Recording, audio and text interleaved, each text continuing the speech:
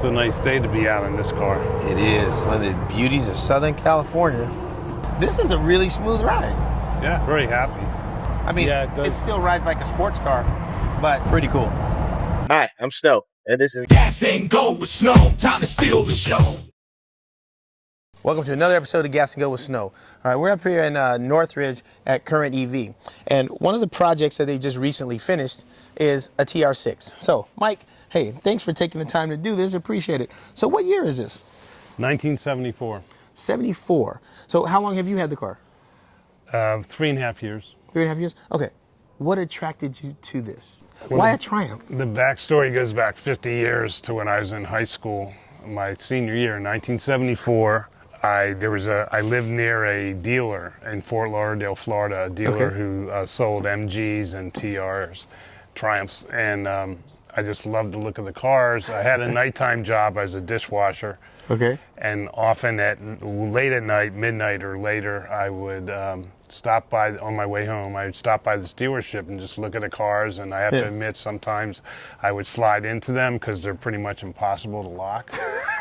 And basically I would sit there and think, this is a car I'd love, but I will never have. And so it only took me about 46 years to get one.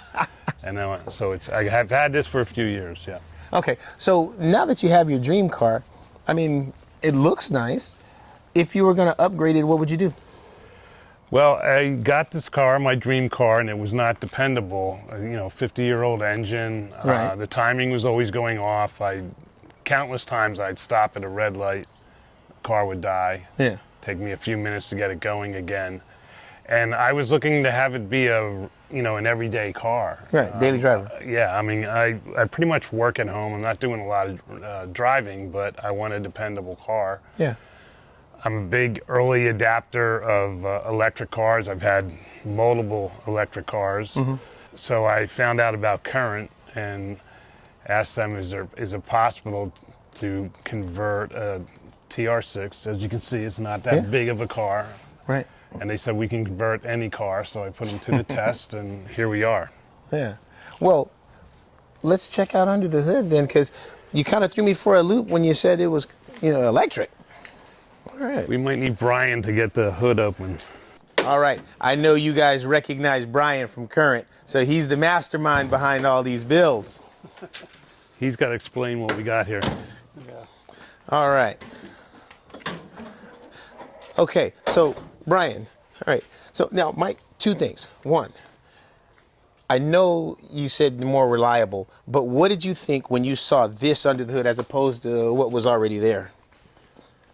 I was pretty amazed that it could all fit in here. It's all shiny and new, and I've now had the car for a week. I've been driving it every day, and it's dependability to the max. Brian and his team have accomplished what I wanted, a car I can drive every day, and I don't have to worry when I stop at a red light. And so you're happy with the reliability? Yes. Okay, so Brian, tell me, what did you put in here to get this performance and reliability? So what's in here?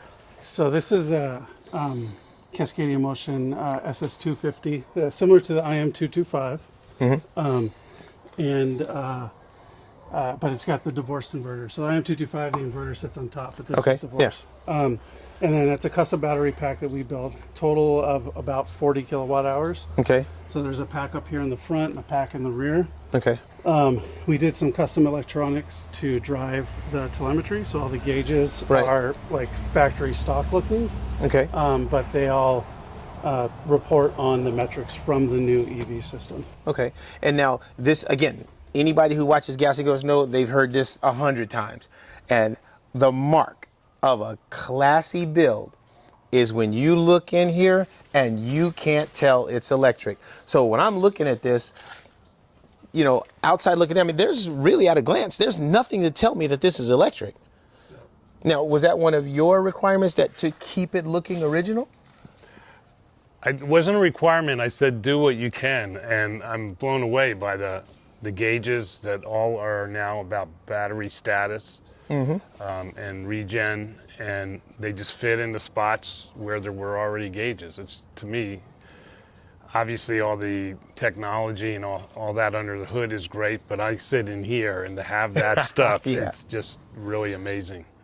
Yeah, I mean, one of the things I like about the conversions, I mean, we do them as well, but I like the fact that you have modern running gear, modern reliability, modern power, and you have the same classic lines, the styling, everything that attracted you to the car in 1974 is still there. Exactly. Yeah, I mean, it's a bit of a nostalgic journey, but at the same time, it's you know, it's postmodern. I mean, it's electric. It's pretty amazing. Yeah. So now, tell me. So you have a battery pack in the back and one in the front. How is that the balance? Is the car, when you're driving it, how does it feel? Can you tell the difference in before and after? I live on a winding road, and I love driving it on there. You feel the, you know, you have a lot of control, and you have a lot of power, and I imagine it's a lot more responsive than the gas engine. oh yeah, yeah. So this car originally came with, did it have 100 horsepower? It's like 120, somewhere around there. And then this motor is capable of just over 300 horsepower, but we've tuned it down to about 220. Somewhere around there. I would imagine. That's all I need. 300 horsepower on these bicycle tires on a car that weighs less than 3,000 pounds is probably dangerous. Oh, yeah. It's still quick, even at the 200 horsepower. So, Yeah. It's a lot of fun. And I like that you guys actually save some room in it. You can actually put a bag of groceries back there, huh? Yeah, we do our best with the conversions to try to maintain as much of the original usable space of the vehicle as possible. And then, you know, we did a lot of custom panels in here to hide. Yeah. Because there's some electronics in here and some other stuff around Yeah. there. You know, we want to make the car look good too. And now you can pull up to any charging station, plug in, top off, and go. Yep. I like it. Got a charging port right where the original fuel port was. That's another cool thing. Yeah. So now, what is your response, and what have you seen when you pull up and you plug in and people see an older car and the plug's taken out? I've not done that yet, but I have had many people stop and admire the car, and then they're blown away when I say it's electric, or I get in, I turn it on. I was eating lunch the other day at a place, and I came out, there's a guy looking at the car and admiring it, and then when I turn it on, he goes like, wait a minute. And, yeah, Well, the lack of noise. He was impressed, yeah. Well, I guess there's only one thing left to do. Let's take this girl for a drive. All right. So every time I get into my truck, it's still, even though we built it, I don't know, a couple of years ago, and it's still kind of, I expect to hear a noise. Yeah. And when you don't hear anything, it's like, It's a nice day to be out in this car. It is. One of the beauties of Southern California. Somebody's got to pay for all the sunshine, though, right? This is a really smooth ride.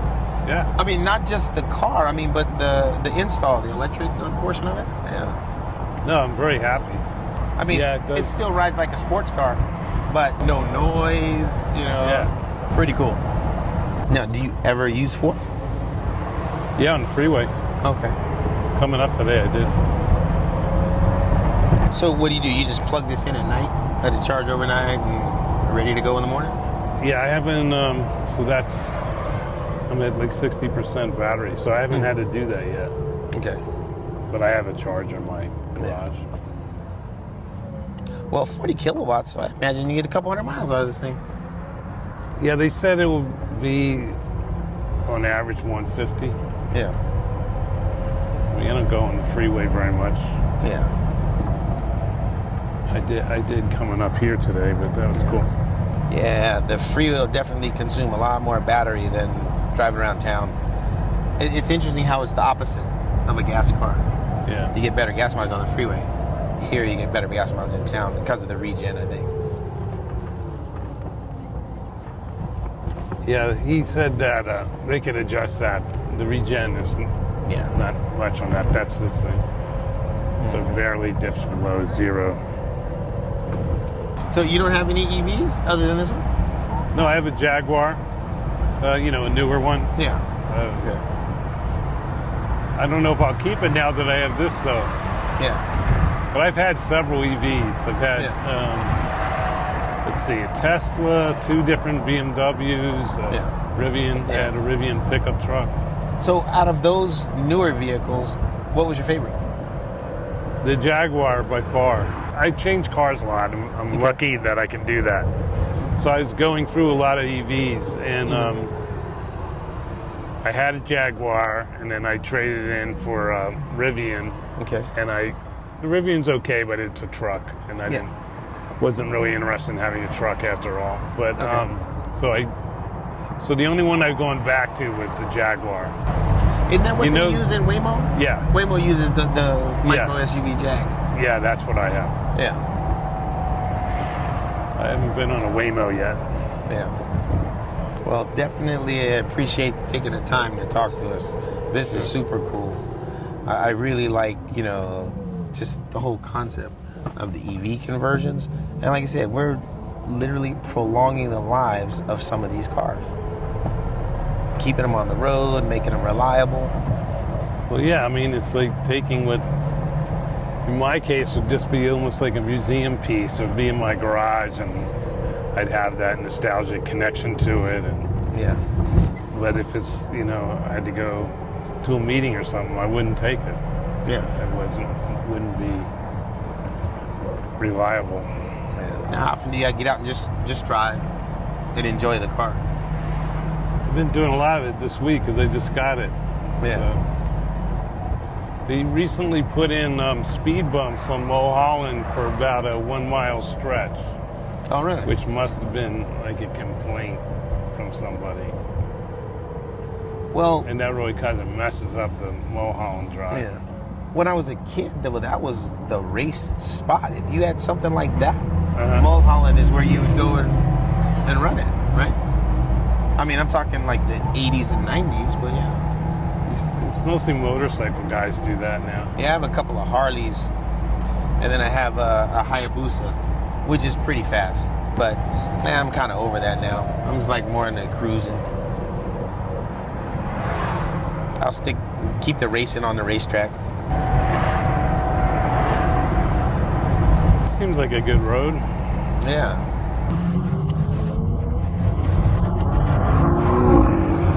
That 912, I saw the Jay Leno show on that. Yeah. That's pretty cool.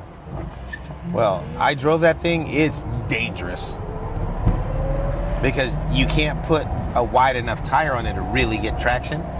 So that thing is capable of 600 horsepower in a car that weighs, what, 2,700 pounds? All right. Never been back up here. I have never been up there. Wow. Is this a rack and pinion steering, or is it a box, or what is it? I don't know. I think it's rack, but well, this is kind of cool.